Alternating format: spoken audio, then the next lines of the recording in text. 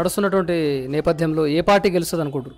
అన్న ఇక్కడ 100% కార్దే నడుస్తుంది అన్న. 100% కారే వస్తుంది. కారు గుర్తుకి అందరి ఓటు కూడా ఇక్కడ జూబ్లీహిల్స్ మొత్తం కూడా ఏకపక్షంగా నడుస్తుంది. ఇప్పుడు గాలి కూడా మొత్తం జూబ్లీహిల్స్ ఒకటే కాదు, టోటల్ తెలంగాణ కూడా మొత్తం 4 కోట్ల మంది అయితే ఎవరైతే ఉన్నారో, జూబ్లీహిల్స్లో ఉన్న 4 లక్షల మంది ఎవరైతే ఉన్నారు కదా, వాళ్ళ వైపే చూస్తున్నారు ఆశగా ఏం జరుగుతుంది అని చెప్పి.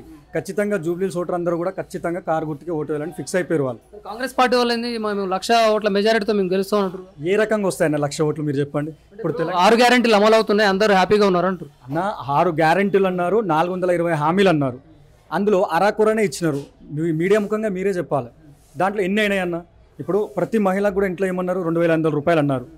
ఇంట్లో ఎంతమంది ఉంటే అంతమందికి ఇస్తాను. అత్త కోడలు ఇంకా వాళ్ళ పిల్లలు ఎవరైనా ఉన్నా సరే వాళ్ళకు కూడా ఇస్తా అని చెప్పారు కదా, ఇచ్చారా? ఏ ఒక్కరికి నా పడుతున్నాయా?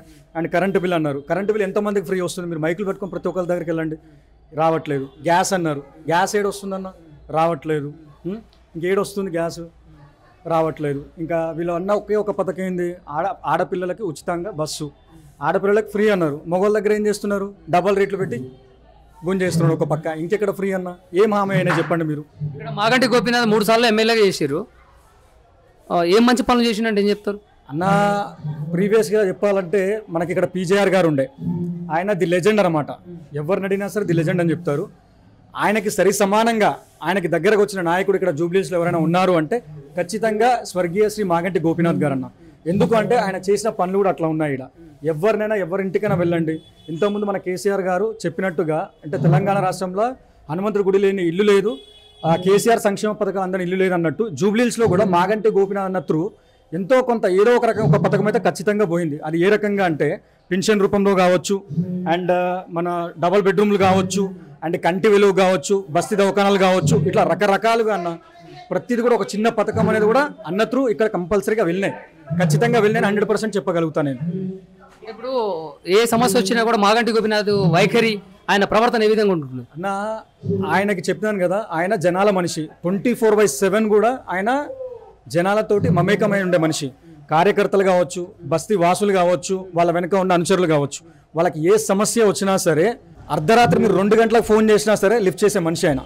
ఇన్ కేస్ ఏ రకంగా అంటే ఏదైనా సమస్య, అన్న వాటర్ సమస్య ఉంది, లేదనుకుంటే అన్న మా పోలీసులు ఏదైనా సమస్య, అది అనుచరులకు మాత్రమే కాదండి, బస్తీలలో ఉన్న జనాలకు కూడా, ఇంక్లూడింగ్ మా ఎవరైనా లీడర్స్ కూడా ఎవరైనా జనాలకు ఏమైనా ఇష్యూ క్రియేట్ చేస్తున్నారని ఆ టైంలో కాల్ చేసినా వాళ్ళతోటి అట్లా కాదు, ప్రజలకు అట్లా ఇబ్బంది గురి చేయొద్దని చెప్పిన ఏకైక నాయకుడు అండి మా ఇక్కడ జూబ్లీహిల్స్ కాన్స్టిట్యున్సీలో.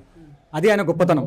మాగంటి సునీత గోపీనాథ్కి అనుభవం లేదని అంటారు, మహిళ కాబట్టి అని కాంగ్రెస్ పార్టీ వాళ్ళు అంటారు, ఏమంటారు? హాస్యాస్పదం అన్నది, వాళ్ళ విజ్ఞతగా వదిలేద్దాం. ఇప్పుడు ఇంతకుముందు రాజకీయాల్లో చూసుకుంటే ఎంతోమంది మహిళలు ఉన్నారు, వాళ్ళందరికీ రాగానే అనుభవం వచ్చిందన్న రాజకీయాల్లో. మీరు చెప్పండి, ఏ పార్టీ అయినా తీసుకోండి, అది కాంగ్రెస్ తీసుకోండి, బీజేపీ తీసుకోండి, లేదా బీఆర్ఎస్ తీసుకోండి, ఎంతమంది రాలేదు? వస్తూ ఉంటే ఆటోమేటిక్గా తెలిసిపోతూ ఉంటుంది. ఇప్పుడు సునీతమ్మ గురించి మాట్లాడాలంటే ఆమె మాగంటి గోపీనాథ్ గారికి వెన్నంటుండి వెనకాల నుండి సపోర్ట్ చేసిన మనిషి ఆమె. 100% అది. ఎందుకంటే మేము చూసినాం దగ్గరుండి.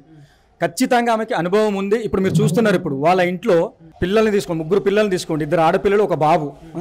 చిన్న పాపకి కాలుకి దెబ్బ తగిలినా సరే ప్రతి డివిజన్కి వస్తున్నారు వాళ్ళు. ఒక్క డివిజన్ కాదన్న, ఇక్కడ ఏ డివిజన్లు ఉన్నాయి, ఏ డివిజన్లో కూడా విస్తృతంగా ప్రచారం చేస్తున్నారు వాళ్ళు.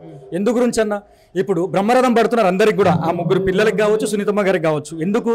అరే మా గోపన్న పిల్లలు వస్తున్నారు, మా సునీత మేడం వస్తుంది, గోపన్న భార్య సతీమణి, ఎంతో ఆప్యాయంగా తీసుకుంటున్నారు వాళ్ళు. వస్తూ ఉంటే కూడా అయ్యో మా గోపన్న అకాల మరణం చెందారు, ఆ అకాల మరణం నుంచి ఎట్లా అంటే ఇంతమందికి ఇంత మంచి చేసినప్పుడు ఖచ్చితంగా ఆ కుటుంబాన్ని మేము ఆదుకుంటాం, అండగా ఉంటాం సునీతమ్మకి అని వల్ల గుద్ది చెప్తున్నారు జనాలందరూ కూడా.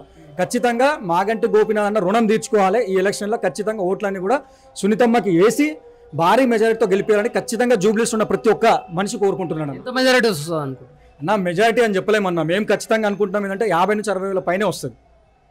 50 నుంచి 60 వేల పైనే వస్తుంది. ప్రతి వాళ్ళు కూడా ఖచ్చితంగా మాగంటి గోపీనాథ్ అన్న రుణం తీర్చుకోవాలని చెప్పి అనుకుంటున్నారు. Thank you.